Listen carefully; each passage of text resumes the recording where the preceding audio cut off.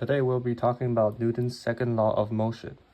Now, the second law of motion dictates that force equals to mass times acceleration. And the force could be something like a push or a pull. And the m would be the mass of the object, so in kilograms. And acceleration, a means acceleration. It represents how quickly the object speeds up, slows down, or changes directions. Now, what it means is that the bigger the force, so the bigger the force, the bigger the acceleration. But if bigger the mass, then smaller the acceleration if the force stays the same. And now the following video will showcase the second law of motion in action.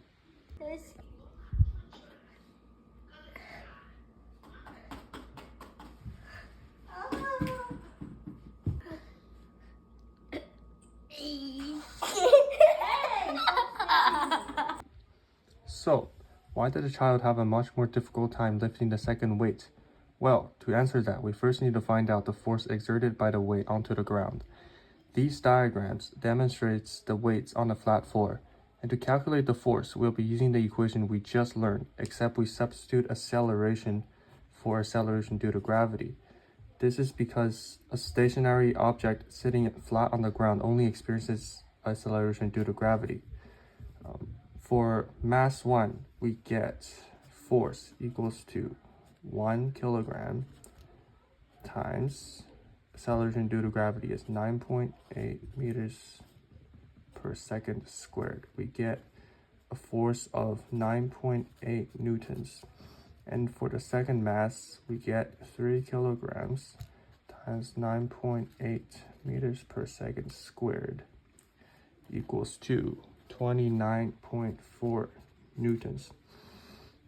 This means that around 20 more newtons of force is needed to counteract the force exerted to the ground by the 3 kilogram weight compared to the 1 kilogram weight, making it more difficult to lift.